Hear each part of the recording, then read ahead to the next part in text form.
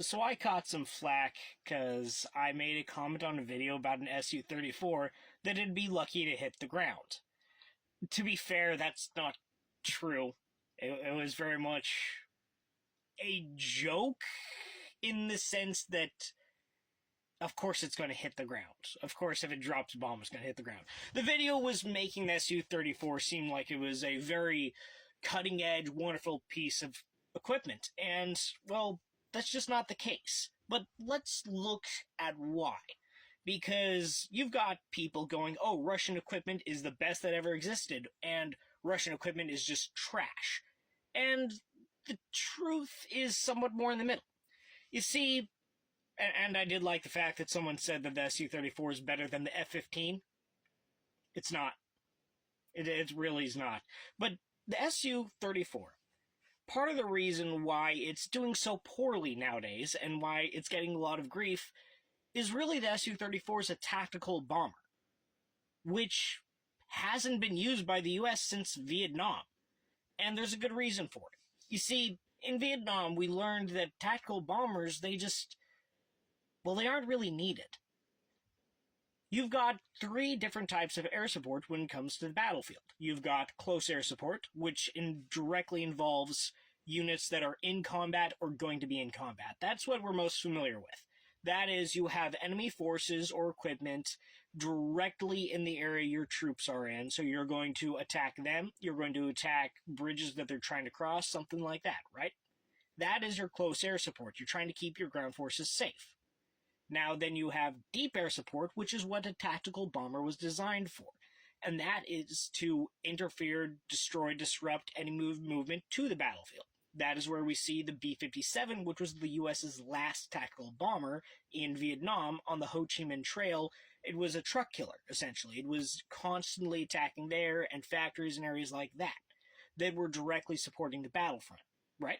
Then you have your strategic destruction, which is what our long-range bombers and strategic bombers are for. And the thing about tactical bombers is they can carry an impressive payload. But they're also slower than, say, a multi-role aircraft, and they do require more crew, but that's not the crucial part. It's the fact that they're bigger, and more correctly, a bigger target that doesn't have nearly as much agility. And you see nowadays the deep air support is, well, that's really taken care of by, well, we see this most recently with the F-18 in... Where were the dumbasses shooting missiles from? The Houthis? Was it Yemen? I think it was Yemen. I'm drawing a blank. I apologize. But you see the F-18 strikes, which almost count as strategic destruction, but also if they're lobbing missiles at you and you're interfering with their ability to do that, that could be argued to be deep air support. And again, I'm not a professional. I'm just an enthusiast.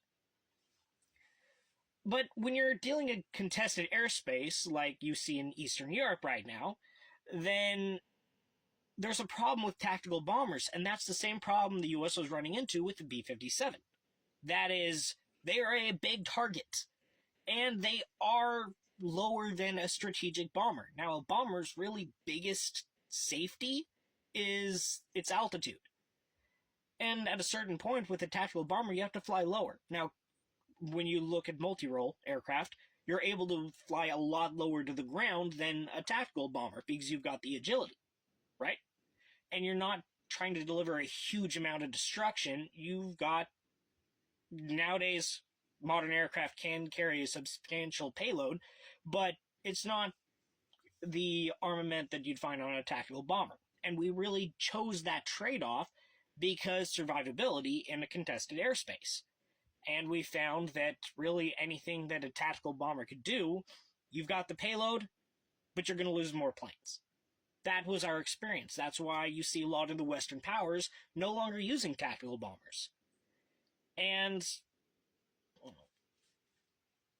I guess, no, you couldn't even make the argument that a Tornado is a tactical bomber. Tornado would be an attack aircraft, which there is a difference.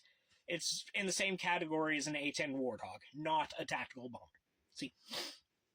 And so the SU-34, it's just, again, I can't say that it's a terrible aircraft. It's certainly not on the same level of terribleness that we see.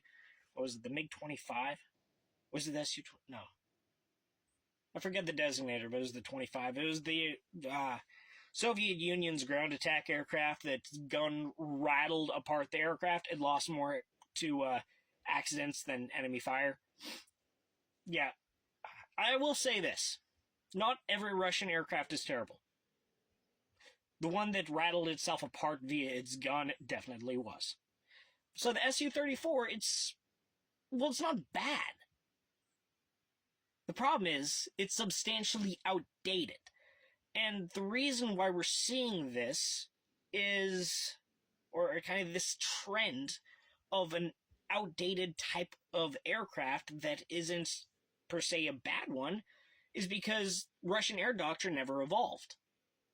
You see a lot of evolution in Western powers because, well, the joke is that America spent like 10 years at peace in its existence, which is very true.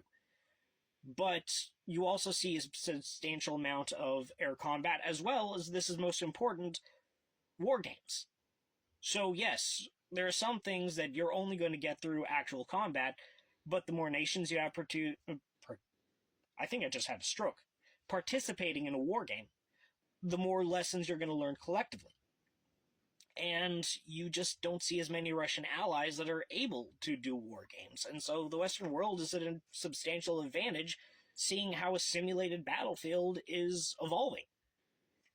So, yes, that's a very long way to put it. I felt the need to explain myself that, no, the Su-34, actually, I would argue, is not a bad aircraft.